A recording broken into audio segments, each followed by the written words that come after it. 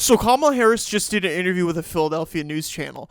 Yeah, I know, I'm surprised too. Oh, really? Okay, I can't even make the joke that I was about to make. Kamala Harris answered every single interview question in the exact same way as she did in the presidential debate. Like, I was laughing off the whole time. This is the most embarrassing interview that I've seen her do. You think I'm kidding? Let's roll the clip. People want to know more about you and about your specific plans. At the debate the other night, you talked about creating an opportunity economy. I wonder if we can drill down on that a little bit. When we talk about bringing down prices and making life more affordable for people, what are one or two specific things you have in mind for that? Well, I'll start with this. I grew up a middle-class kid. I'm not making this up. As soon as she answered those couple of words, I burst out laughing. I was like, are you actually that dumb? He asked for you to expand on an opportunity economy, but then we get her boring life story again, like where she grew up middle class and had a mother. Like, shut up. My mother raised my sister and me. She worked very hard. You can answer the question now. She was able to finally save up enough money to buy our first house when I was a teenager. I grew up in a community of hardworking people, construction workers and nurses and teachers, and I try to explain to some people who may not have had the same experience, but a lot of people will relate to this. I grew up in a neighborhood of folks who were very proud of their lawn, Where is this so-called bad Kamala Harris that was at the presidential debate? Because like I said in my other videos, there is two different types of Kamala Harris. The one that has memorized all these lines and make herself look incredibly good, given all these questions in advance. And then there's the true Kamala Harris. And right now we have the true Kamala Harris right before our very eyes. This is the most embarrassing interview. Oh, you can relate to us because of lawns. What the And I was raised to believe and to know that all people deserve dignity. And that we as Americans have a beautiful character.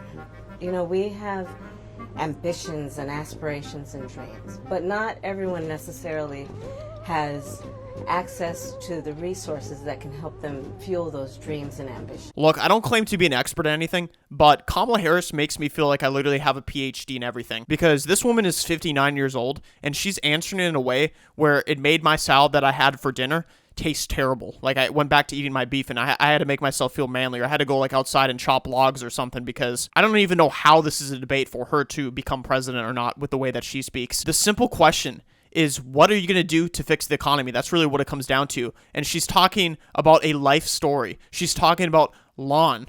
What on earth is happening right now?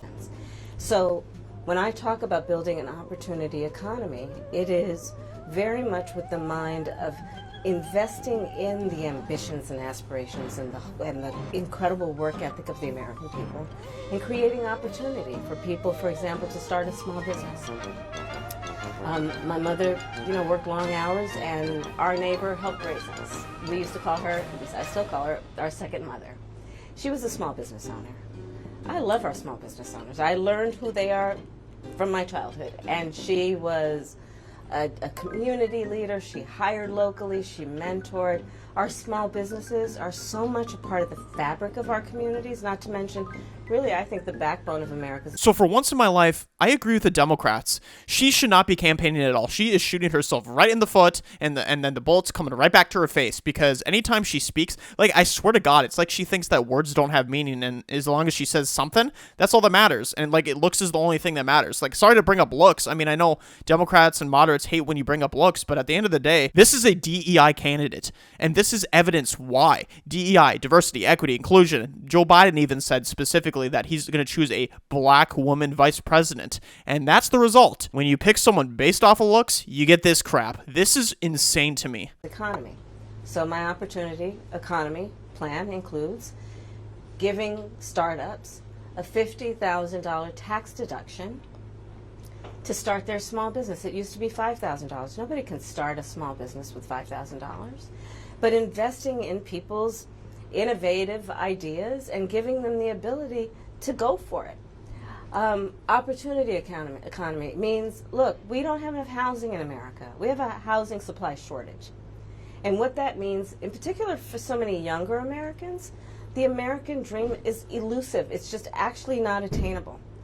So part of my plan is to work with the private sector and housing developers to give them a tax credit, to be able to partner with us as the government to build, and my goal is 3 million new homes by the end of my first term. In addition, to help people who just want to get their foot in the door, literally, and so giving first-time home buyers a $25,000 down payment assistance. Look, I appreciate her finally detailing some policy, but unfortunately for her, the question was to elaborate on the opportunity economy and not to repeat the same line she used in the debate.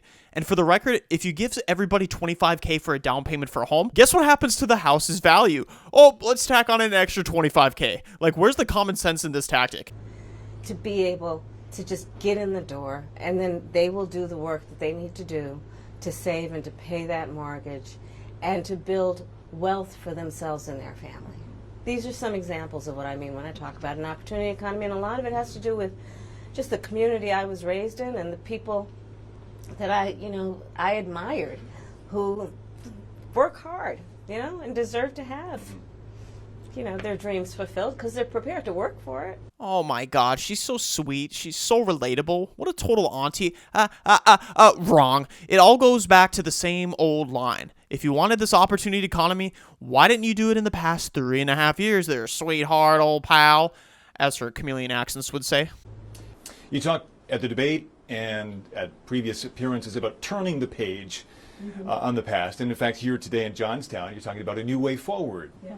I think some people have a question, given maybe your current role as Vice President of the United States, how different you are from Joe Biden. And so I wonder if there are one or two spots, policy areas or approaches where you would say, I'm a different person. Well, I'm obviously not Joe Biden. I offer a new generation of leadership. And so, for example, thinking about developing and creating an opportunity economy. Okay, I give up. I f***ing give up.